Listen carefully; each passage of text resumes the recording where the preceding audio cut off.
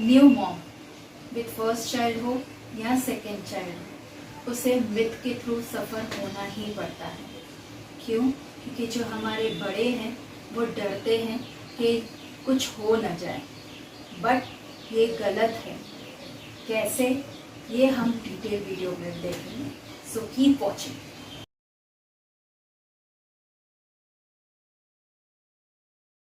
Hello everyone, आज हम बात करेंगे post pregnancy myth, dos and don'ts, जो आपको बताएगा कि क्या आपको फॉलो करना है और उसका कैसे बेनिफिट लेना है। हमारे काफ़ी ऐसे पोस्ट प्रेगनेंसी क्लाइंट्स हैं जिनके हमने मिथ्स टूर किए हैं और उन्होंने काफ़ी बेनिफिट किया है। ऊपर से उनको जो डाइट्स हमने बताए हैं उससे उनको इतना बेनिफिट मिला है कि उन्होंने अपना वेट लॉस भी प्रॉपर किया है। देन जो ज़रूरतें हैं उनकी वो भी पूरी हुई हैं और वो एनर्जेटिक भी फील कर रहे हैं without any nutrition deficiency. So let's talk about first myth, more milk produce more milk for baby. Now इसका मतलब ये हुआ कि जितना आप दूध पियोगे उतना ही बच्चे को दूध सप्लाई होगा फीड करने के लिए, बट ये गलत है। दूध आपका कंप्लीट फूड है ही नहीं। आपको आपके प्लेट में एक बैलेंस डाइट लेना है जिसमें आपका protein, vitamins and minerals proper होना चाहिए, जिसकी वजह से मिल्क सप्लाई इंक्रीज होगा।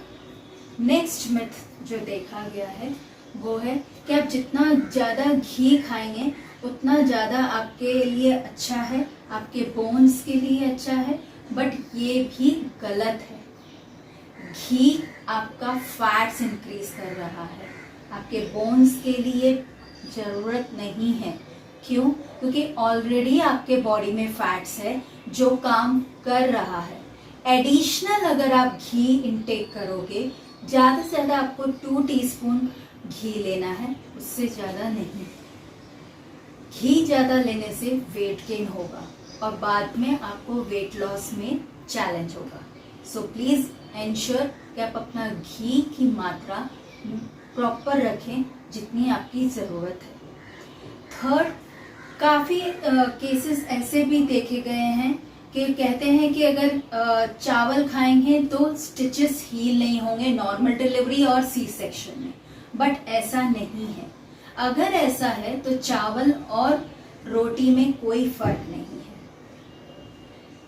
क्योंकि बस इतना फर्क है कि दोनों में ग्लाइसेमिक इंडेक्स का, जबकि दोनों भी कार्बोहाइड्रेट्स हैं, उसमें भी एनर्जी है और रोटी में भी एनर्जी है।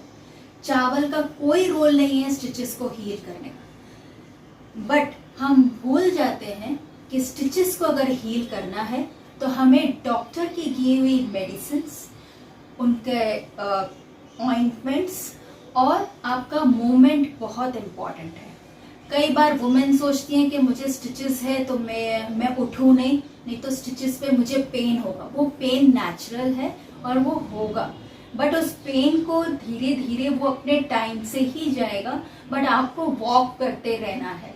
अगर आपकी नॉर्मल डिलीवरी है तो आपको 3rd डे से ही वॉक करना चालू करना चाहिए। 5 मिनट, 10 मिनट, 15 मिनट, जैसे जैसे आप कंफर्टेबल फील करें। सो ऐसे ही आपके स्टिचेस हील होंगे, बट नॉट बिकॉज के राइस खाने से स्टिचेस हील नहीं होंगे। नाउ मिथ 4, चाइल्ड को जॉन्डिस है क्योंकि उसने बहुत मैंगो खाया था ड्यूरिंग प्रेगनेंसी या बहुत नॉनवेज खाया था, बहुत गर्म चीज़ें ऐसी कुछ खाई थी जिसकी वजह से बच्चे को जॉन्डिस हो गया है। ये कम्प्लीटली रॉन्ग थॉट है, ऐसा कुछ नहीं है। बच्चे को जॉन्डिस होना नेचुरल है। क्यों? बच्चा जब पेट में था तभी टेम्परेचर अलग था, बच्चे को जब खाना मिल रहा था तो माँ का जो पाइपलाइन है उसके थ्रू खाना मिल रहा था। अब जब बच्चा बाहर आया है तो उसका टेम्परेचर चेंज हुआ है, अभी वो फीड ले रहा है, उसका खुद का खून बन रहा है, जिसकी वजह से उसके एनवायरनमेंट में उसके सभी चेंजेस आ रहे हैं सब जगह से। इसलिए ये जॉन्डिस होना जायज़ है और उसका सॉल्यूशन भी है। आप सुबह की धूप उसे दिखा लीजिए continuously for 5 days, everything will be normal. Okay, next myth 5, avoid spicy food for breastfeeding women. This is also wrong. A breastfeeding woman can have spicy food in normal proportion. अगर ज़्यादा स्पाइसी फूड खाएगी वो breast feeding women तो बच्चे पे impact आएगा. So mom को देखना है कि बच्चे पे कुछ अनकंफर्टेबिलिटी तो नहीं है. ज़रा सा अगर वो स्पाइसी फूड एक नॉर्मल खाती है तो स्लाइट फ्लेवर आता है मिल्क में, बट उससे बच्चे को कुछ इम्पैक्ट नहीं होगा. नेक्स्ट, डाइजेशन प्रॉपर नहीं होने के वजह से ब्रेस्ट फीडिंग वुमेन को ब्लेंड फूड खाना चाहिए. ये है मिथ नंबर 6. ऐसा नहीं है. She can live a normal life. A breastfeeding woman can have normal diet with all proteins, fats, minerals which will help her as well as child to recover and for the child's development. So please don't think कि blend food खाने से digestion easy हो जाएगा और normal diet पे खाने से उसका digestion disturb होगा. ऐसा कुछ नहीं. Next myth 7, caffeine for breastfeeding women completely no. ऐसा नहीं है. वुमेन्स चाय कॉफ़ी ये ले सकती हैं, ग्रीन टी ले सकती हैं, बट अमाउंट सिर्फ आपको प्रपोर्शन ध्यान देना है. आप 2 से 3 बार सिर्फ ले सकते हो, बट आप अपनी प्रपोर्शन क्वांटिटी सिर्फ चेक करेंगे. आप मैक्सिमम स्मॉल कप्स लें, but it is not like that कि आप ले नहीं सकते. ओके.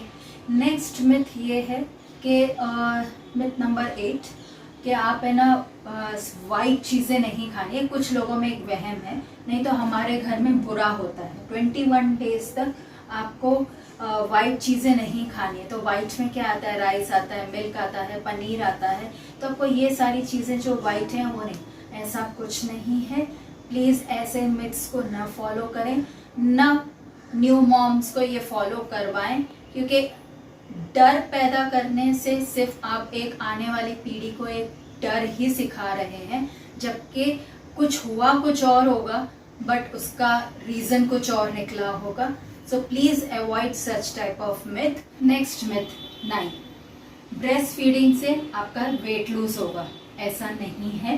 ब्रेस्ट फीडिंग तो आपको करना ही है, और ब्रेस्ट फीडिंग करते वक्त आपको भूख भी लगेगी.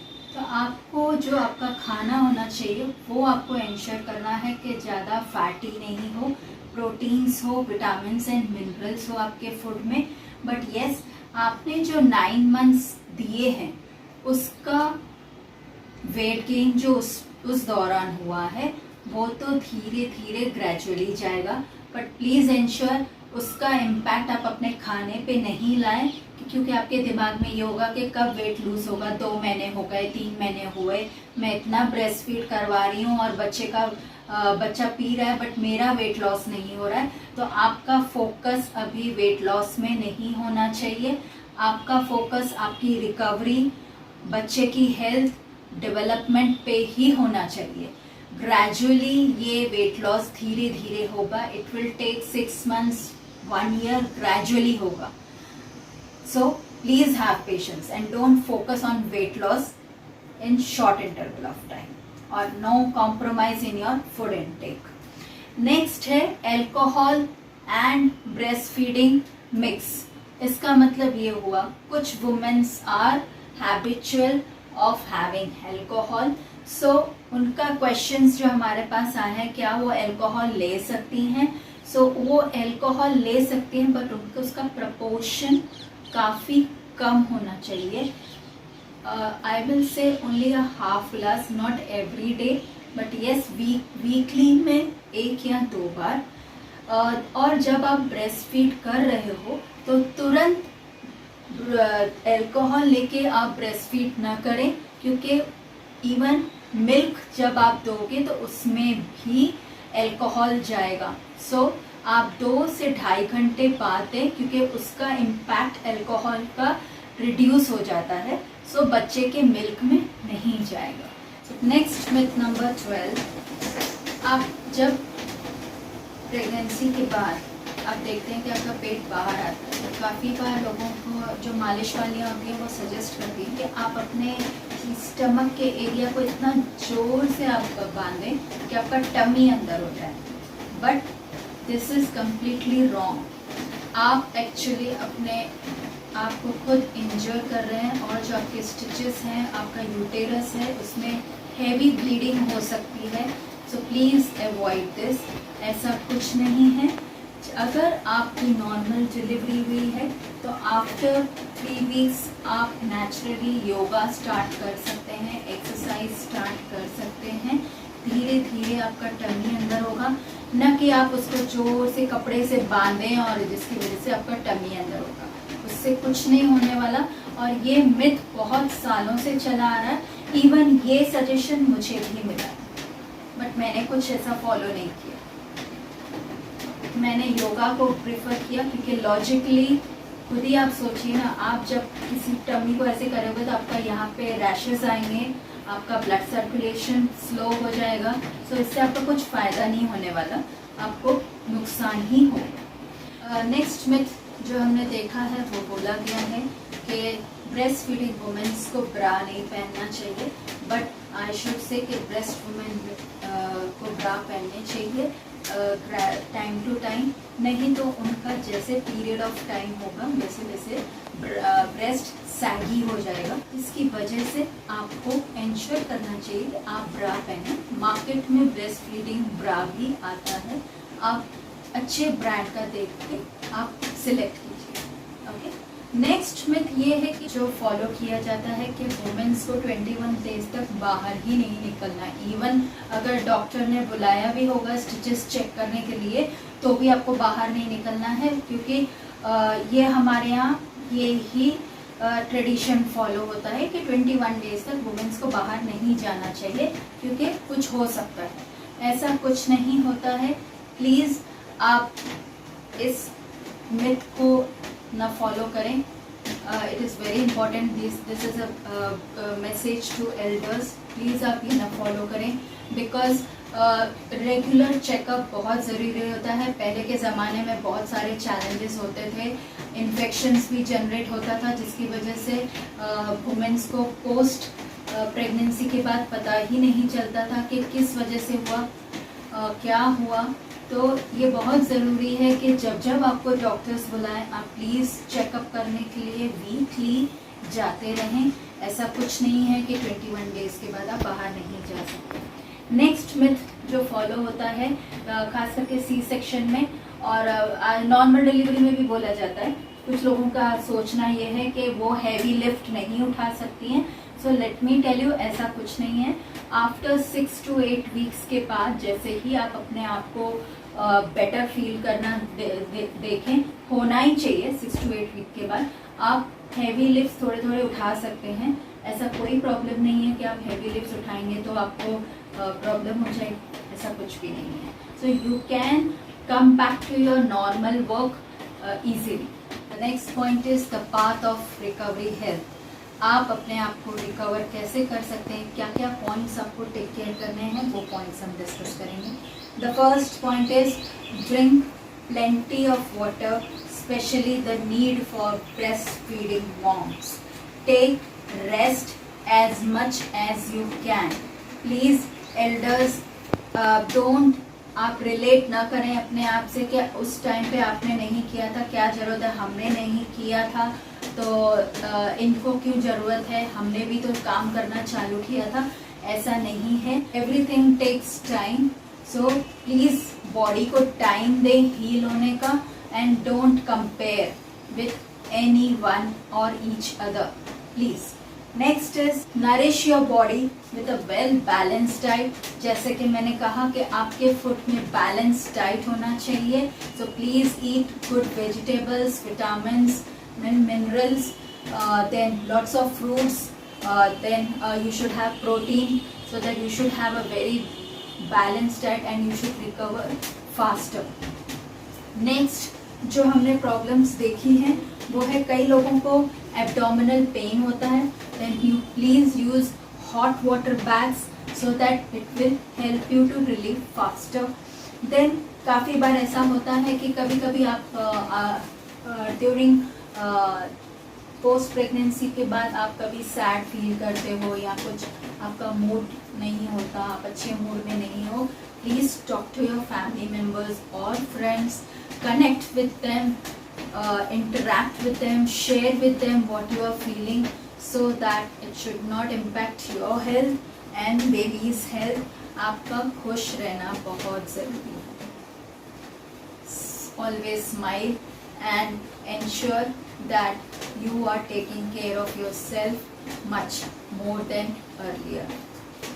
Next, देखा गया है कॉन्स्टिपेशन की प्रॉब्लम वुमेन्स को होती है, वो भी ग्रेजुअली इम्प्रूव हो जाएगी, बिकॉज आप जैसे से आप पानी पियोगे बॉडी भी नॉर्मल रिकवरी में आएगा. जब वो अच्छे से बैलेंस डाइट लेगा, उस अच्छा आप वाटर का इंटेक करेंगे तो कॉन्स्टिपेशन की प्रॉब्लम भी ग्रेजुअली इम्प्रूव होगी.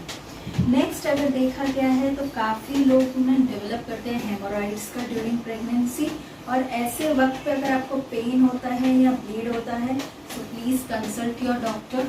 It is very much important. Don't hesitate या कुछ भी एज्यूम ना करें. आप जब ब्रेस्ट फीड करते हो तो काफ़ी बार ऐसा होता है कि आप एक साइड में ब्रेस्ट फीड करते हो, जिसकी वजह से निप्पल में सूजन आ जाती है. तो प्लीज़ इंश्योर कि आप दोनों साइड ब्रेस्ट फीड करें, और ब्रेस्ट फीड करते वक्त भी आप इंश्योर करें कि अगर आपका है तो आप आइस पैक से आप उसको वो एरिया को लगाते रहें ice pack, so that soreness धीरे धीरे कम होती जाएगी. नेक्स्ट अगर देखा गया है कि स्टिचेस जो हैं, काफ़ी लोगों को क्वेश्चन है कि स्टिचेस कब हील होंगे, तो 7 to 10 डेज में नॉर्मल डिलीवरी में स्टिचेस को हील होने में लगते हैं, और सी सेक्शन के लिए 12 वीक्स लगते हैं. So give a proper recovery time for your self to heal, okay, and take a good rest. That is more important. Next, आपको जब वेजाइनल ब्लीडिंग और ये सब हो रहा है तो प्लीज़ इंश्योर कि आप प्रॉपर हाइजीनिक मेंटेन करें, डेटॉल यूज़ करें बिफोर एंड आफ्टर जब भी आप वॉश करने जाएं, so that it will be helpful, और वो आपको प्रिवेंट करेगा इन्फेक्शन से. इवन जब आप को स्टिचेस भी लगे हुए हैं तभी भी आप इंश्योर करें कि आप हाइजीनिक मेंटेन करें. Okay, so my next topic is कब हमें डॉक्टर को देखना है अगर हम कुछ प्रॉब्लम से गो थ्रू कर रहे हैं. फर्स्ट, अगर आपको हैवी ब्लीडिंग हो रही है एवरी हावर और and is getting increase day by day, please seek doctor के पास जाइए. ओके, अगर आपको फीवर है continuously 104 degree, please go to doctor. आपको डिजीनेस लग रहा है या फेंट हो रहे हैं आप, चेंज इन विजन लग रहा है, या आपको ऐसा लग रहा है कि आपके वजाइनल डिस्चार्ज में काफ़ी स्मेल आ रही है स्ट्रांगली, तब आप डॉक्टर को अप्रोच करें. या आपको डिफ़िकल्टी हो रही है यूरिन में, तब आप डॉक्टर के पास जाइए. जब आपको चेस्ट पेन हो रहा है या आपको ब्रीथिंग में डिफ़िकल्टी हो रही है, वॉमिटिंग हो रहा है, या आपका कट्स जो आपको स्टिचिंग लगी है वहाँ पे रेड हुआ है या पस हो रहा है या सूज गया है, then you have to see to doctor. Severe abdominal pain है या लेग में पेन हो रहा है, स्वेलिंग आ रही है, तो आपको एक डॉक्टर को कंसल्ट करना चाहिए. सो हमें आज जो हमने कवर किया है वो है myth, then path to recovery, then आपको कब डॉक्टर को देखना है आफ्टर योर पोस्ट प्रेगनेंसी. हमने पूरी कोशिश की है मिथ बताने की, और ऐसे बहुत से मिथ हैं जो हम केसेस हैंडल कर रहे हैं, बट इट्स वेरी डिफ़िकल्ट कि इस वीडियो में हम एवरीथिंग कवर करें. बट हमने जितने भी केसेस हैंडल किए हैं उसमें से जो कॉमन फॉलो हो रहे हैं मिथ, उसको हमने शॉर्टलिस्ट किया है और इस वीडियो में आपको बताया है, एटलीस्ट सो दैट आप इन मिथ्स को फॉलो नहीं करें. और अगर ऐसे कोई भी क्वेरीज हैं आपके तो प्लीज़ आप हमें अप्रोच करें, सो दैट आप जब अपना नॉलेज जो भी आपका कैरी कर रहे हैं, आप किसी को पास कर रहे हैं या न्यू मॉम्स को पास कर रहे हैं या मदर इन लॉ को पास कर रहे हैं, आप किसी को भी पास कर रहे हैं, बुआ को पास कर रहे हैं, मासी को पास कर रहे हैं, प्लीज़ इंश्योर कि आपका नॉलेज प्रॉपर हो, क्योंकि उसी की वजह से एक वहम बैठता है और डर बैठता है, जिसकी वजह से ये एक साइलेंट किलर बन सकता है और उससे काफ़ी नुकसान होगा। तो प्लीज़ इंश्योर कि आप जो भी नॉलेज पास करें, एक बार किसी से कंसल्ट करें या किसी प्रोफेशनल को अप्रोच करें, डॉक्टर को अप्रोच करें, डाइटिशियन को अप्रोच करें। अगर आपको खाने के रिलेटेड कोई भी कन्फ्यूजन्स हैं, आप हमें अप्रोच कर सकते हैं। I hope this video will surely help you to come out of myth and bring you lots of benefits. Thank you.